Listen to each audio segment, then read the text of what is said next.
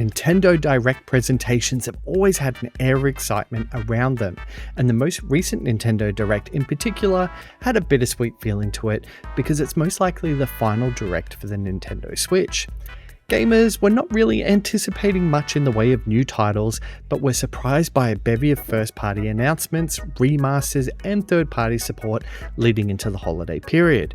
People were closely watching the usual suspects who had previously leaked these announcements, but they were nowhere to be seen, probably preoccupied in the weeks leading up to the Nintendo Direct with drama, plot twists, shocking reveals, and surprisingly, silence. In recent times, leakers have attained an almost pseudo-celebrity status with hundreds of thousands of followers and even establishing a parasocial relationship with followers, garnering praise and an almost legendary status come news time. Last month, one such leaker by the name of Midori slowly unraveled in spectacular fashion. Midori arrived on the scene starting with persona leaks, claiming to be a Japanese woman who spoke broken English and who may or may not have been associated with Sega and Atlus. Midori was so popular that many men were asking her out, forcing her to make a statement about having a boyfriend to fend off lovelorn gamers. During Summer Games Fest, cracks began to show by saying that they were strongly thinking about leaving the world of information leaks behind. As Midori's tweets seemed to get more urgent about leaving it all behind, information came to light that Midori was not a Japanese woman, but rather an American man who used to be a leaker under the moniker of Mystic Distance. Twitter blew up and Midori faded away into obscurity, leaving one prominent leaker behind.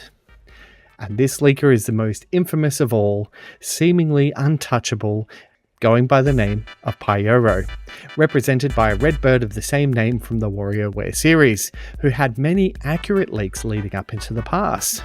Yet, they had been surprisingly quiet up until the day of the Direct, leaking 4 icons which would later be Mario Party Jamboree, and the usual hype began with people speculating on what these leaks could be, and Pyoro would chime in to tease people that they hadn't guessed it yet and to manage expectations, whilst also acknowledging that followers shouldn't expect much in terms of first-party news, from Nintendo themselves of course. Naturally, many people's hopes were dashed, many exclaiming that the Direct would be a waste of time, and how wrong they were. Pyori then uncharacteristically started grasping at straws, claiming that there was a 2D Zelda remake, not from his usual source, another prediction which was wrong, and it started to become apparent that Pyori actually had no idea what was coming, and more importantly, why he was blindsided would become apparent later. Several users on the forum Reset Era led by The Game Master noticed why Pyoro knew nothing, and that was due to Nintendo changing its approach to the Direct by not having pre-built product web pages ready to go when they were announced on the Direct. The Reset Era users just had one sniff of a lead, and they began digging, correlating that previous leaks were in fact tied to these websites, deducing that either Pyoro worked on Nintendo's web team, or his contact did. This then caught the eye of investigative journalist Jason Schreier, a veteran in the games industry and author of the book Press Reset, Ruin and Recovery in the Video Games Industry. Schreier messaged Pyoro asking him if the theory about the web backend is plausible, and Pyoro surprisingly answered Schreier and said that his source did indeed work for Nintendo Japan, and stated that, "I'm unsure how they obtained their information, but the backend theory is a reasonable guess," single-handedly throwing himself and his contact under the bus. As you can imagine, things fell apart rather quickly from here, but not before Pyoro tweeted, "What the f***? I did not know that they would use my responses in their report," before locking their Twitter account down and subsequently deleting their posts. At the time of this video, Pyoro's account is locked. All his interactions have been deleted up until December 2022, with the exception of a profile picture update. It seems Pyoro has gone to ground and will most likely do anything to cover his tracks. But is Pyoro a hero or villain in the grand scheme of things? While larger corporations like Nintendo have contingency plans in place, legal teams at the ready, it's a different story entirely for indie devs. I reached out to Robbie Bishop at Pirate PR, a specialist PR firm that handles many indie game launches, to find out the impact that these embargo breaks or leaks have on smaller developers. When asked what the impact is on the teams behind the announcements, Bishop said, "It's demoralizing. Indie games usually only have a few big beats to communicate about what they actually have, some budget to spend on press releases or an announcement trailer, for example. If someone gets in front of them with all that info without all the context and associated call to actions the devs have planned, it can really hurt the release of a game. Especially when there are exclusivity deals in the works, like IGN getting to share the trailer before anyone else does. Overall, it's a very shitty thing to do intentionally.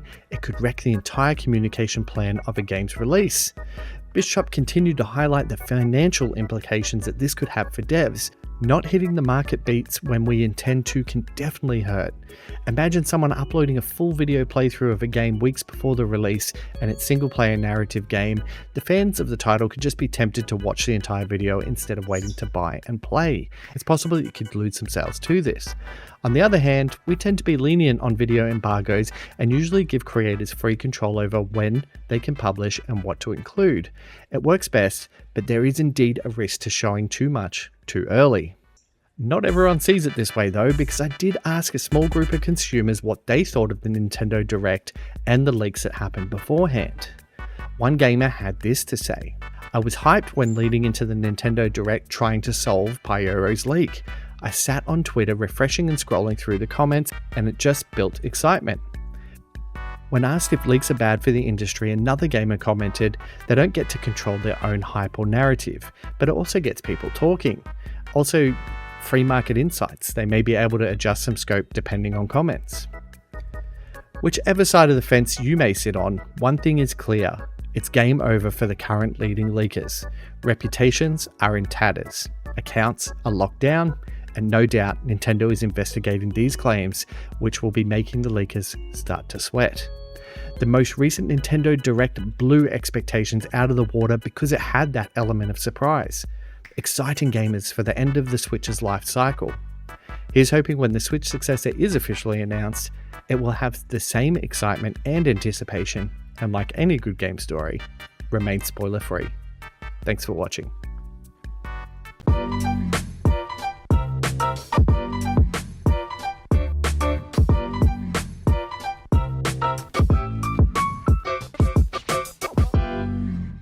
Thanks so much for watching my video. I hope you enjoyed it. The best way you can support me is to like and subscribe and continue watching my content if you enjoy it. But if you do want to go that bit extra, you can buy me a coffee or join our Patreon, which shows you behind the scenes of this channel. Thanks again.